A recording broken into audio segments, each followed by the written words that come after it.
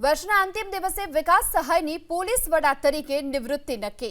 વિકાસ સહાયની નિવૃત્તિને લઈ રાજ્ય પોલીસ ભવનમાં વિદાય સમારંભની તૈયારીઓ। પોલીસ ભવનના તમામ કર્મચારી અને અધિકારીઓને વર્દીમાં આવવા માટેની સૂચના અપાઈ। પોલીસ વડા તરીકે વિકાસ સહાયને અપાયેલું 6 મહિનાનું એક્સટેન્શન આજે પૂર્ણ થશે, ત્યારે નવા પોલીસ વડાના નામની જાહેરાત મોડી સાંજ સુધીમાં થાય તેવી પણ શક્યતા છે। KLN રાવને રાજ્યના પોલીસ વડા તરીકેનો ચાર્જ સોંપાય તેવી શક્યતા જોવામાં આવી રહી છે। હાલ તો CID ક્રાઇમના વડા તરીકે ફરજ બજાવે છે KLN રાવ 1992ની બેચના IPS અધિકારી છે અને અમદાવાદના પોલીસ કમિશનર GS મલિકનું નામ પણ DGP તરીકે ચર્ચામાં છે। વધુ વિગતો મેળવીએ સંવાદદાતા હિરેન રાજગુરુ આપણી સાથે જોડાઈ ચૂક્યા છે।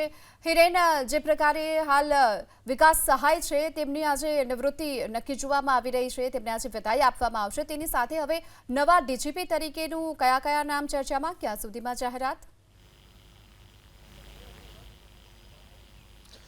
ગીતા, જૂન 2025ના અંતિમ દિવસે અંતિમ ઘડીએ વિકાસ સહાયને 6 મહિનાનું એક્સટેન્શન અપાયું હતું। જૂન 30, 2025ના રોજ વિકાસ સહાય વય નિવૃત્ત થતા હતા અને છેલ્લી ઘડીએ તેમને 6 મહિનાનું એકસાથે એક્સટેન્શન અપાયું હતું અને ત્યારબાદની ચર્ચા એવી પણ હતી કે હજુ વધુ એક એક્સટેન્શન વિકાસ સહાયને મળી શકે છે। જોકે એ ચર્ચા હવે નહિવત માનવામાં આવી રહી છે। આપ દ્રશ્ય જોઈ રહ્યા છો, પોલીસ ભવનના આ દ્રશ્યો છે। રાજ્યના પોલીસ વડા વિકાસ સહાયને વિદાય આપવા માટેની તૈયારીઓ થતી જોવા મળી છે। એક આ દ્રશ્યો છે। બીજો, ગઈકાલે સાંજે જે પરિપત્ર થયો ગુજરાત ગાંધીનગર કંટ્રોલ રૂમમાંથી કે પોલીસ ભવનની અંદર ફરજ નિભાવતા દરેક અધિકારી કર્મચારીઓએ યુનિફોર્મમાં આવવું અને નીચે એ પત્રમાં સ્પષ્ટ લખ્યું હતું કે રાજ્યના પોલીસ વડાને વિદાય આપવાની હોવાથી તમામે વર્દીમાં આવવું। આ બે બાબતો સ્પષ્ટ કરે છે કે વિકાસ સહાયને વધુ એક એક્સટેન્શનની જે ચર્ચા ચાલતી હતી તેના ઉપર મોટે ભાગે પૂર્ણ વિરામ મુકાઈ ચૂક્યું છે। જોકે તે હજી કોઈ સત્તાવાર રીતે જાહેરાત નથી થઈ, પરંતુ માનવામાં આવી રહ્યું છે કે હવે ગુજરાતને આજે નવા DGP મળશે અને એ નવા DGPના સ્વરૂપમાં ડોક્ટર KLN રાવ પણ હોઈ શકે છે, કારણ કે તેઓ અત્યારે DGPની રેન્કમાં છે અને CID ક્રાઇમના DGP તરીકે ફરજ અદા કરી રહ્યા છે।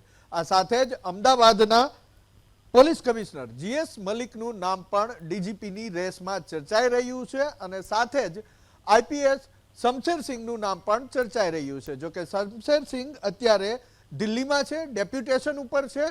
જો તેમને આ DGPનો હવાલો સોંપવામાં આવે તો તેમનું ડેપ્યુટેશન અધવચ્ચેથી પૂર્ણ કરી અને તાત્કાલિક ફરી બોલાવવામાં આવે તેવી પણ પરિસ્થિતિ ચર્ચાઈ રહી છે। મહત્વપૂર્ણ બાબત એ છે કે સૂત્રો પાસેથી જે માહિતી મળી છે એ મુજબ ગુજરાતને હાલ ઇન્ચાર્જ DGP મળે તેવી પૂરેપૂરી શક્યતા છે અને એ ઇન્ચાર્જ DGP તરીકે ડોક્ટર KLN રાવ હોઈ શકે છે। 1992ની બેચના IPS છે ડોક્ટર KLN રાવ।